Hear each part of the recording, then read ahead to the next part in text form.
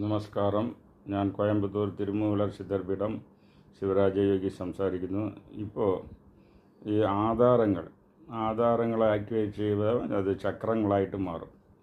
അപ്പോൾ അതിനും ഈ നവഗ്രഹത്തിൻ്റെ ഉള്ള കണക്ഷൻ അതാണ് ഇപ്പോൾ ബ്രീഫായിട്ട് നോക്കാൻ പോകുന്നത്. ഇപ്പോൾ മൂലാധാരത്തിൽ ചന്ദ്രൻ കണക്റ്റായിരിക്കുന്നു. മൂലാധാരം അത് സ്വാധിസ്ഥാനത്തിൽ ബുധൻ, മണിപൂരത്തിൽ ശുക്രൻ, അനാഹതത്തിൽ സൂര്യൻ്റെ 12 പ്രിൻസിപ്പിളാണ് 12 തളമായിട്ട് അനാഹതത്തിലിരിക്കുന്നത്. അതുപോലെ വിശുദ്ധിയിൽ ചൊവ്വായ്, മാർസ്, അത് അടുത്തത് ആജ്ഞയിൽ വ്യാഴൻ, ഗുരു, സഹസ്രാരത്തിൽ ശനി, ഗുരുമണ്ഡലത്തിൽ രാഹു, ഇത് നിരാധാരത്തിൽ കേതു. ഇങ്ങനെ ഈ 9 ആധാരങ്ങളിലായിട്ട് 9 നവഗ്രഹങ്ങളും കണക്റ്റായിട്ടുണ്ട്. അപ്പോൾ ഈ ചക്ര ആക്ടിവേഷൻ ചെയ്യുമ്പോൾ ഈ നവഗ്രഹങ്ങളും ഫേവർ ചെയ്യും, ശല്യപ്പെടുത്തുന്നതില്ല.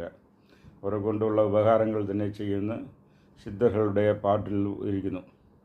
ശിവയോഗിക്ക് അവർ ഫേവർ തന്നെ ചെയ്യും, ശല്യമായിട്ട് ഉണ്ടാവില്ല എന്നുള്ളത്. അപ്പോൾ അത് കൺട്രോൾ വരും.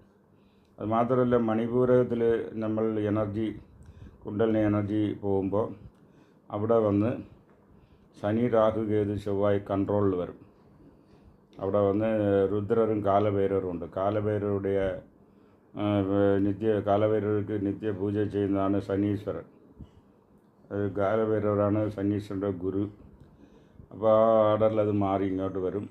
അതുപോലെ ഈ കുണ്ടലിനി എനർജി റൈസായി ആജ്ഞയിൽ പോകുമ്പോൾ എനർജി വലത് കണ്ണിൽ സൂര്യകല ആണാവും. അപ്പോൾ സൂര്യകല വലത് കണ്ണിൽ ആണാവുമ്പോൾ ഈ തലയെ ചുറ്റി ഒരു സോമവട്ടം ഫാമാവും. ആ സോമവട്ടം എന്ന് പറയുന്ന ഒരു ആർബിറ്റിൽ ഈ നവഗ്രഹങ്ങളും സഞ്ചരിക്കും. അപ്പോൾ നവഗ്രഹങ്ങൾ ശിവയോഗിക്ക് എന്തൊക്കെയോ ഉപഹാരം ചെയ്യുന്നത് വെച്ചാൽ ഗോത്രമാതിരിയുള്ള ഇതുകൾ ചെയ്യില്ല. അതുകൊണ്ട് ഈ ചക്ര ആക്ടിവേഷൻ ആൻഡ് നവ കൺട്രോൾ, അതിൻ്റെ കണക്ഷൻ അറിഞ്ഞിരിക്കേണ്ടത് അത്യാവശ്യമാണ്. അപ്പോൾ ഒരു ഗ്രഹങ്ങളുടെ ദോഷം വരുമ്പോൾ ആ പർട്ടിക്കുലർ ആധാരങ്ങളെ ആക്ടിവേറ്റ് ചെയ്ത് ഇൻറ്റേർണലായിട്ട് ആ ഗ്രഹത്തെ നമ്മൾ സമാധാനപ്പെടുത്താം. അതുകൊണ്ടുള്ള ബെനിഫിറ്റ് കിട്ടും. ഇതൊക്കെ ചക്ര ആക്ടിവേഷനിൽ കണക്റ്റായിട്ടുള്ള ഇൻഫർമേഷനാണ്. നമസ്കാരം.